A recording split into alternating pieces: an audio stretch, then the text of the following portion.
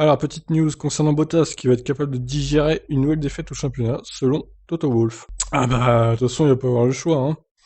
Et il est habitué de toute façon, j'ai envie de dire. Le directeur de l'équipe Mercedes, Toto Wolff, estime que Valtteri Bottas sera encore plus motivé à gagner après avoir digéré une autre bataille perdue pour le titre en F1 face à Hamilton cette année. Oui, il sera motivé 4-5 courses et puis après il va encore s'effondrer comme d'habitude. Bien que deuxième au classement des pilotes, Bottas a terminé cette saison avec 124 points de retard après avoir remporté seulement 2 courses en 2020 contre 11 aux Britanniques.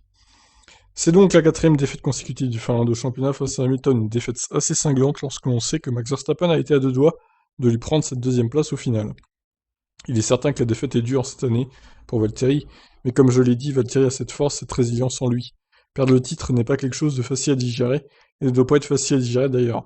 Mais il a le soutien conditionnel de l'équipe, je pense que d'année en année, il s'en rend compte et ça lui permet de se relancer. Gagner contre le meilleur pilote est probablement la plus grande satisfaction qu'un pilote de course puisse avoir, mais cela fait des ravages sur le plan mental. Il faut s'y attendre, Valtteri reviendra plus fort en 2021. Après avoir digéré, ils sont encore plus motivés à gagner. Wolff a pu être entendu directement à la radio de Bottas motiver son pilote lors de la dernière séance de qualif à Abu Dhabi. Ce n'est pas seulement de moi qu'il a ce soutien conditionnel, c'est toute l'équipe qui parle à travers moi. Il est capable de se relancer, il a une famille derrière lui. Je pense qu'il est dans le bon état d'esprit.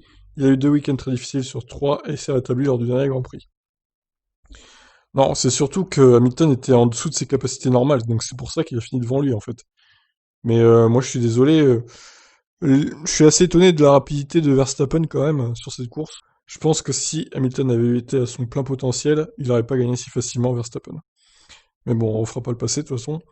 Il a fait une très bonne course, mais je pense qu'il a peut-être débloqué un potentiel de fin de saison lorsque les championnats sont décidés, et je pense que c'est la mentalité qu'il faut chez un battant. Ah, comme il essaie de le rassurer avec ses déclarations, de lui redonner de la motivation.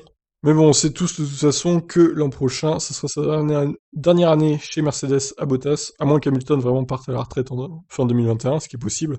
Du coup, ce serait Bottas-Russell en 2022. Mais sinon, a priori, ça sera Russell en 2022 dans la Mercedes. Il n'y a pas trop de doute là-dessus. À moins vraiment que Bottas gagne le titre en 2021, ce qui me paraît extrêmement peu probable, mais bon, sait-on jamais, sur un malentendu. Sur ce, je vous laisse réagir. Ciao.